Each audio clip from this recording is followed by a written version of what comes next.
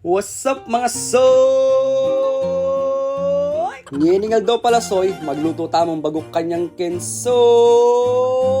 Dahil sinali kong manggang biyakin soy. Anyang uso yung mangga soy, sinawa tamang manggang, ngining uso yung mangga, panto ng tamo ni soy. Kayang part ayan soy, ayan pala maglaga ko palang mais kanyang kensoy. At kabang panayan ko lang maluto rin mais soy, ayan pin, dininang ko rin tabayang kawali para manggisa akong bagok kanyang kensoy. Nung nga kakityo soy, dininang kaya palang mayumo yung bagok soy, bayang mayumo-yumo na soy. Turuanan do ko palang maglutong bagok na soy. Pagka mainit na ang mantika, lagay na natin ang bawang na soy. Kapampangan Tagalog tapa kanyang kensoy. Tapos pangalawa mong lagay yung sili ni soy. At pag medyo nangitim-ngitim na ang bawang at sili soy, ilalagay na natin ang bagoong soy. Imekos-mekos muna natin ng konti yung bagoong soy para naman magpantay yung lasa niya no mga soy. At pagtapos kung minekos-mekos yung bagoong yan soy, ayan pala ilalagay na natin sa kawali no soy. At imekos-mekos natin dyan insan. Pinas forward ko na pala dyan mga soy kasi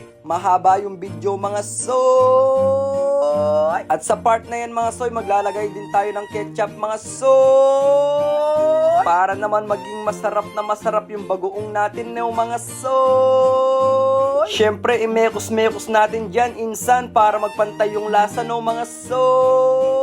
At sa part na yun mga soy, syempre ugasan muna natin yung mga mangga nating biyakin na bagong pitas mga soy. Syempre bago natin kainin yung mga mangga soy, panatiliin natin laging malinis ang ating mga kinakain para hindi tayo magkasakit do mga soy. At pagkatapos na natin inugasan yung mga mangga soy, ayan na pala sila soy. Ayan na pala sila mga soy, napaka-fresh nila no mga soy. Pagkatapos natin binalawan yung mga mangga soy, ayan pala kumuha na akong bagoong yan soy. At ayan pala yung ate ko soy, yung merienda niya, yung palang mais na liluto ko mga soy. Sa part na yan mga soy, dali-dali ko na din binalitan yung mga mangga mga soy. At dali-dali ko na binalitan yung mga mangga dyan mga soy kasi yung laway ko nangangayat na. Nangangayat? Hoy, hindi gayon. Mangayat na ako pala wawa soy.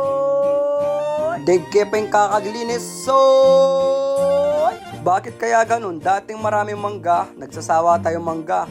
Ngayon wala na mangga, hinahanap natin. Parang siya, hinanap natin. Kaso, nasa iba na pala. Aray ko po, ayos lang yan. Importante, mahalaga. Kahit di na tayo mahalaga sa kanya, huy, hindi ka uhugot ng ganyan. Part na yan mga soy, ayan pala dalawa yung binalatan ko, tapos yung isa hindi ko binalatan kasi tignan natin kung ano masarap, yung may balat o yung walang balat. Aminin mo habang pinapanood mo to, yung laway mo tumutulo na. First bite, yamanane soy. Second bite, yamanane soy. Tok na patok mga soy.